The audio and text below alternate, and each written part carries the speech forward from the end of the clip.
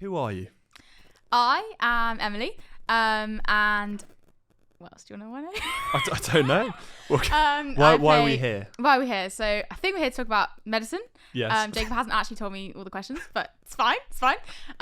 So yeah, I've applied to medicine this year, and I applied to Queen's, Leicester. That's Queen's Belfast, by the way. Queen's, Leicester, Keele, and Cardiff.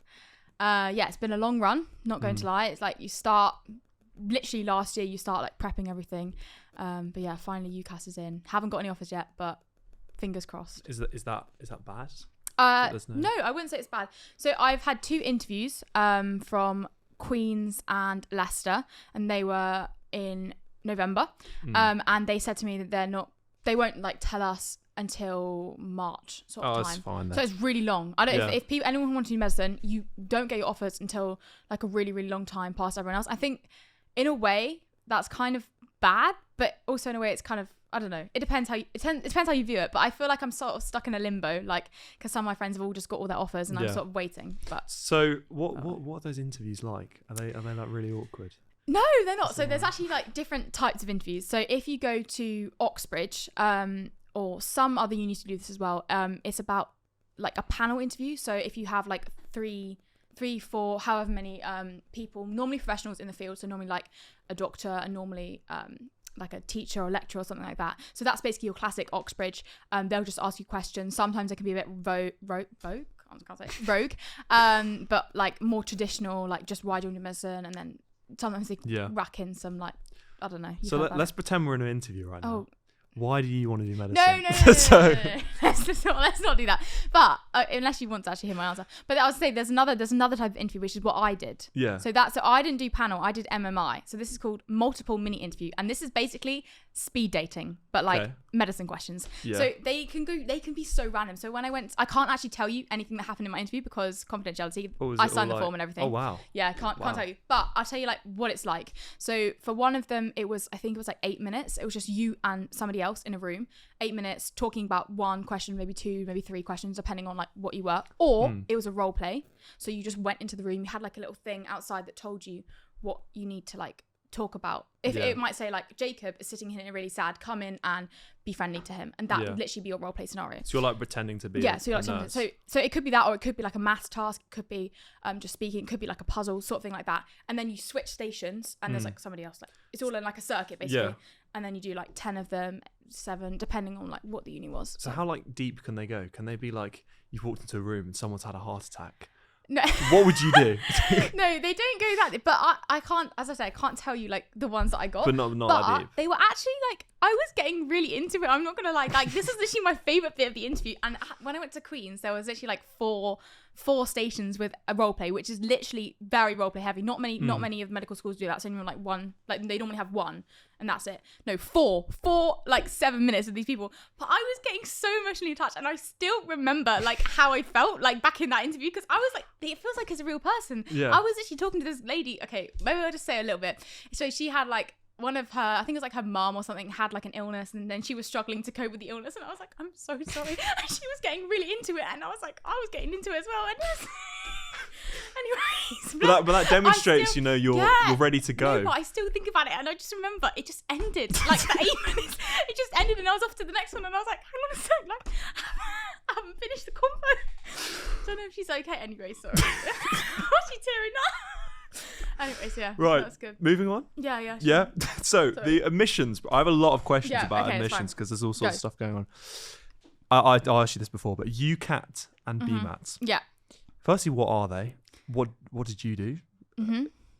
I literally know nothing about them. Like what's going on? So UCAT is the UK Clinical Aptitude Test, and most people take it between I think it's June or July to like September.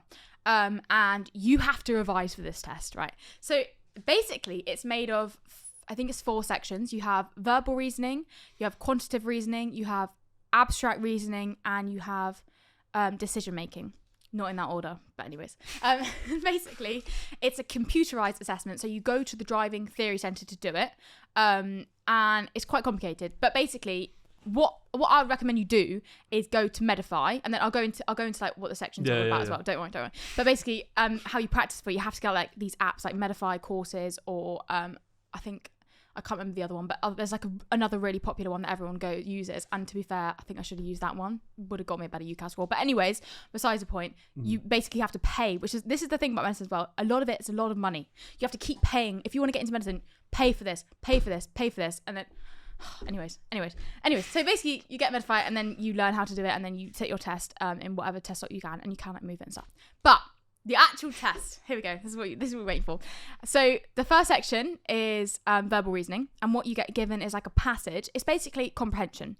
But the thing is, timings, everything is so quick. You literally have to skim read. I remember when I was revising for this, I had to do like a test online, how many words I could read per minute, and it was like 650. Like literally, you have to like, and then there's questions next to it, and they're like true or false questions, or they're like read the statement correct, select the correct answer, sort of thing. In essence, if you had lots of time to do it, easy, it's fine. But with the time pressure, it's not so good. But I think that was actually my best section. What are the questions score. like the same as the other thing you mentioned? Is it like, if you walked into a room and someone was having a heart attack? Oh, no, that's SJT. That's it. Well, kind of. I'll talk about that. Okay, sorry. I'm interrupting the story. So this is like basically like article reading. So it's just like they'll give you an article about like ropes, or they'll give you an article about like, it's just random things, or like a ship. It'll be like history, like, oh, this ship was found in 1967, and then it'll have like questions, and it'll be like, so how many years ago was this ship found? Sort of it's just like random stuff. It's just random. It's so random, like so rogue. Anyways. Whatever. So that section, it's okay, like it's fine. I managed to get through it, and I think that's probably my easiest section. I remember doing it, and I was like scoring consistently quite high in that. But most people struggle. This is the funny thing. So the ones that I found easy, everybody else found hard. The ones that I found hard, everyone else found easy. But anyways, we'll talk about that later. Makes you stand out from the crowd. Yeah. Anyway, so and then the next section is decision making, and this one is like very random, like a lot of mix of things. There's like Venn diagrams and like so. It's sort of like, you know, the maths question where it's like there's 3 people who do this and then 3 people who do this.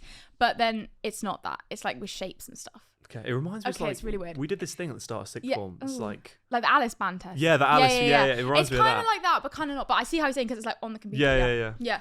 I honestly can't remember. Oh, I like decision making though, because the little logic puzzles, like, you know, those puzzles you get in the books where it's like Alice has a dog, Dad has a cat, and then something else, and this one's green, this one's yellow, what colour's this one? And there's only like a possible number of combinations. Do you know what I mean? Yeah, that one. And can't speak today. Anyways, basically they just like logic puzzles. So fun. Anyways, sorry, next question. So then the next section, verbal, decision, quantitative, I think it's quantitative next. That's basically maths. Yeah Easy. It's GCSE maths, because everyone has to be able to do it, not everyone takes A-level, whatever. But the calculator, so you do get a calculator, but it's like on the screen, and it's just it's the worst calculator that you have like ever seen. Like it's horrendous. Like literally trauma from this calculator. So you have to learn how to do like all the keyboard shortcuts. Like I actually buy myself a keyboard to use all the shortcuts on there, and then that was a little bit better. But if you have like good mental maths, you'll be fine. I just don't have good mental maths, so I was struggling. This is the section I struggled the most in. I think I actually got the worst in it as well in the end. But most people do really, really well in this section because it's like easy. Anyways, and then the last section is abstract reasoning. Don't know if you did like non-verbal reasoning in like junior school, like year 6, people did it with like the shapes, where it's like, does the shape fit the pattern? Oh, just literally hate them. Anyways, if you go like on the Medify, you can see all of them, and they have like, there's loads of different types. Like some of them are like 4 boxes, match the last box. Some of them are like, there's like a selection of boxes, which one fits into anyways, that. And then there's the added one, which is the SJT, and this is apparently like, they do this at vet schools as well, because Izzy J was telling me that she did that. Wait, am I allowed to talk about people? Yeah. Okay, that's fine. You can cut that out. Anyways, but yeah, it's basically situational judgment test. So that's seeing like how like ethical, like moral you are, like in your judgment. I don't know, which is basically that's sort of the thing that's like you just saw somebody take a swig of alcohol in work. What are you going to do? Are you going to A, report to the manager, B, like call up your junior doctor, like sort of things like A, B, C, D, and you like, pick like the best one? What they want you to pick? Not always. I actually struggle with this. So it's banded, right? So it's band 1 is the top, band 2 is like, I got band 2 in the end, band 3, band 4. If you get band 3 and band 4, you basically like can't get into med school, because it's like, you're unethical. You're actually bad. Like band 3, some people you can. Band 4, I think there's like literally one medical school that actually will take you if you get band 4. Like you cannot, like, that's very limiting. But yeah, some of it is like very obvious, and it is, but they've like graded it, so it's like appropriate, partly appropriate, like you wouldn't say this, and do you know what I mean? Yeah. Depending on your band. But yeah, some of them are kind of hard because you're like, well, I would do this, but you always have to think about what you should do. And that's the thing. Sometimes I kept getting distracted about like, what I would do. There's multiple steps in what I would do, but actually, like, you should just pick. Okay, I'm just waffling. Yeah, anyway, I know what you mean. I know what you mean. Yeah. So that's the UCAT. So that's the UCAT. And then the BMAT. Oh, I didn't even say how it's graded as well. Oh no, okay, yeah. So basically, it's like graded out of 3,600, and you get like separate scores for your subsections, and then it adds up together. And then adds up. Yeah. So is there like a pass? No. But what they do, so this is where, I'll talk about this after the BMAT actually, because this is where the UCAT is really, really important, because what you get in your UCAT determines what uni you can go to. Yeah. Anyways, right. Okay, I'll talk about it in a sec. So okay. BMAT is like completely different. So it's basically like GCSE science kind of thing, but like harder. And it's because it's an Oxbridge admission test. They used it.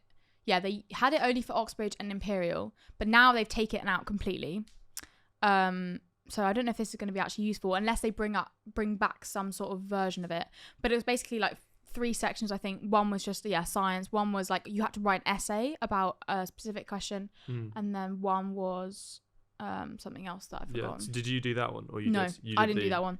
UCAT. So because there was I think literally six medical schools, or 5 even now, because Leeds switched. I think 5 medical schools did it when I applied, but none of them I liked. So I was like, what's the point? Because I didn't want to go to Oxbridge, so I decided not to do it. And also, it was that testing season happens in October. So when everyone else is doing their Oxbridge test, it's like October the 15th. It was this year. That's when everyone does it. And for IB especially, we had loads and loads and loads of deadlines for that October, and I didn't want to have that stress on me on top, especially if I didn't want to go to that. And also, it's very much of a risk because you only get the score after you've applied. So once you've applied, then you get it. Yeah, it's not very helpful. No, I feel exactly. like it's not. But the UCAT, you get it straight away. As soon as you leave that test centre, you've got it. It's like driving test. Yeah. Whatever. Yeah. So you mentioned all the different unis. How important is the uni or the location? The uni for the course. Yeah. So I actually saw a lot of unis. I'm not gonna lie, and I didn't even end up going to any of them. But I think find somewhere like you like is really nice. But with medicine, unfortunately, it does very much depend on what you get in your UCAT. And the mistake I made was going around to all these unis, then realizing I wouldn't get in because my UCAT wasn't high enough. Yeah. And then it's like, well, you sort of just have to go where you can go. But if you get a super high UCAT, I'm talking like 3,000, 1,000 plus. Yeah. Like 3,000, then you can go anywhere you want. Obviously, look at the location, because that's going to be a massive like factor where you are. Because do you know what I mean? Yeah, I do. So with that you have to do like in hospital training. Yeah. Is that the right word for it? I don't know. Like is that what you'd say? Yeah. Work experience?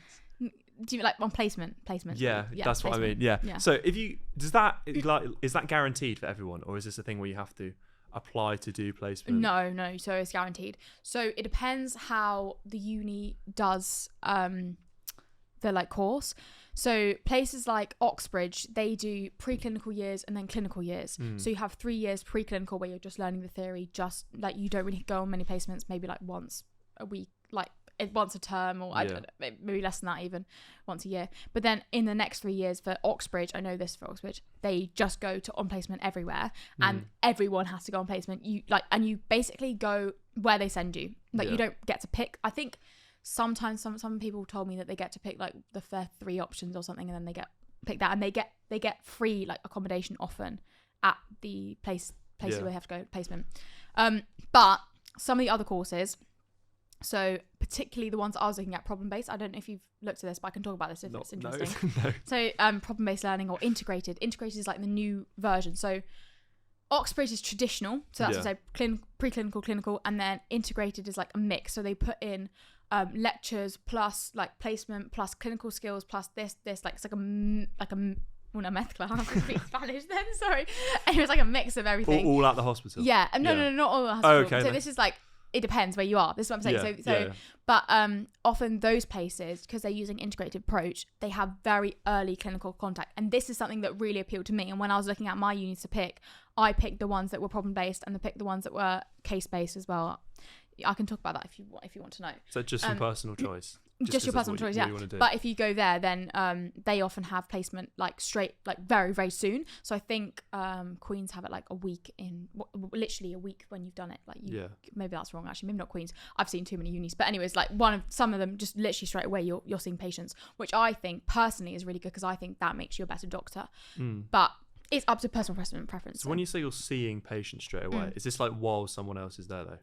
Yeah, so I mean, there's different levels of it. So when you start out, because you don't have any experience, it's probably more going to be seeing, like sitting in like GP appointments or like sitting. It depends where you're based as well, because they often have rotations. Yeah. So you might be in primary care. Do you know what that is? Yes. Yeah. I think so. So primary care is like your GPs or like your like clinics and things like that. Where secondary care is like like I don't know, like I can't think of anything right now, but you know what I mean, orthopedics or something like that. And then there's like tertiary care, which is like even more subspeciality. So if you have like cardiovascular, and then you've got like, you know, like your proper I can't even think. The ones doing really subspecialities, like very, very very niche. That's like your tertiary care, and that often when you look across the country, you've got loads of primary care, and now they're called primary care networks with like your physios as well, because they're like sort of aligned. I could talk about that as well if you want. Anyways, and then there's like secondary care. So like Bedford Hospital is a secondary care centre, but I don't think it's tertiary. It doesn't have like a helicopter pad or something. Like tertiary's like big, like Leicester or Cardiff. So if you're going to start med school in September. If I get in. If you get in, you'll start in September. When can you be like? When are you going to be a GP? When can I walk into a GP appointment and it'll be like just you? So obviously most medical schools are 5 years. Unless you go to Oxbridge or London unis, which is 6 years. Okay, so 5 years. So 18. How am I going to be? 23? Is that right? Yeah, 23. Yeah. So when I graduate, if I get in first time and if I graduate and pass something, I'll be 23. Then here's where it gets messy. So then you have to do 2 years foundation training. Everybody has to do this. F1 and F2 is what they're called. So, but now there's sort of lots of people doing F3s because they aren't getting onto their specialty programs. And I was looking recently, and that's actually because there's just so much competition. And one of the, you know how people say, oh, we need more doctors, Actually, we don't need more doctors. We just need more people to have more spaces on the specialty. Opening up medical school, like places, isn't going to help. Apparently. Anyways. Well, so just training more doctors to be more senior. Well, that's basically the problem. They haven't got enough senior people, and a lot of the load is on junior doctors, and some of the junior doctors aren't progressing because there's not enough places for them to get onto the courses, and it's very competitive. Anyways, so you do the F1 and you do F2, and that's basically you have to do everything. So you'll be on all different types of rotations. You'll be on primary care. You'll be on like surgery. You'll be on like palliative care. Do you know what I mean? All sort of like rotations. I assume this is paid as well. Yeah, this is paid on a very low band. So I don't know if you know about NHS pay, but it's banded. Not really. Yeah, so it's like banded. So I couldn't tell you what band it is. Let's just say it's like band 4. Yeah. And you get like 20k a year or whatever. But I have heard, you know, people are getting like £14 an hour. Like bad. Yeah, anyways, that's like junior doctor crisis. So 5 years at uni. Yeah. So I've done the 5 years there, and I've done my 2 years F1 and F2. Yeah. Let's say I get on straight away onto my GP program. That's going to be 3 years for the core training. So you're getting paid. Crazy. At this point. So this is core training I'm getting paid on, and that will be, I think, based at the GP, and you'll have a GP registrar. I think I could literally be saying like the wrong. I hope I've got this right, because there's probably gonna be like doctors watching, thinking like, oh my god, she doesn't know what she's talking about. Anyways, hopefully this is right. So you have like a GP registrar, and then once you've done those 3 years, there is actually for GP, I think you're done after that. I think that's it. Okay. So then you can be in there doing GP training. But it's like a different pathway, but I think they might be changing it, so I'm not entirely sure if they're going to change that. But for anything else, if I wanted to go into surgery, you do your three years core training again, I think, and then you do more. So for like psychiatry, something else I was looking into, you do 3 years core training and then 3 years more training. To become a psychiatrist. So what do you want psychiatrist? Sorry, I keep interrupting. What do you want to do? Like, what's your end goal? I actually think GP. I think GP. I don't know. I just think it's so fun. Like literally, okay, this is how I see it. Like you get to see everybody. Like you're not just a surgeon seeing like a certain type of illness or like people. I don't know. I don't want to like sound bad to all the other medical professionals, because they are honestly amazing. Like you need everyone in order to help like the world work. But I just think GP sounds really interesting, because you get just all different age the groups. Range of stuff. Yeah, and you get like long what's it called, continuity of care. So like if you came in and then I'd give you your appointment, etc., and you might come back in 15 years and I'd be like, oh, like I remember you. Yeah. And especially like families, like you'll see the whole family go through, like people come in, and I just think that's so nice, and you get to form more like long-term bonds. Whereas I feel like when you're in the hospital, there's not so much of a continuity of care because you're not seeing them as often. And I just think, I said there's so many different like ways you can manage, like you're not just dealing with one thing, but you're dealing with the whole like painting of the person. Do you know what I mean? You're not just looking at one area, but everything. So I think that's something that really appeals to me. And you're a detective, right? This is something. So when you asked me, like, why didn't we be a doctor, and I didn't answer, but this is why. So the way I see it is like the person comes in and they've got lots of different clues on their body, or like how they're saying, and you've got to piece all of these little clues together to like make the diagnosis. And I know that's something that really like excites me, and that's this so kind of works because you were talking about the puzzles earlier as well, in the test that you're good at. Exactly. And it's just like you're literally a detective, and sometimes things aren't like, they're not obvious, right? Especially with things like mental health. This is what really like I find it really interesting. Find it really interesting because you can't see mental illness. Do you know what I mean? Well, obviously, if people are tired, like you can see that, but not necessarily what's going on in their head. And that's where it takes even more sort of.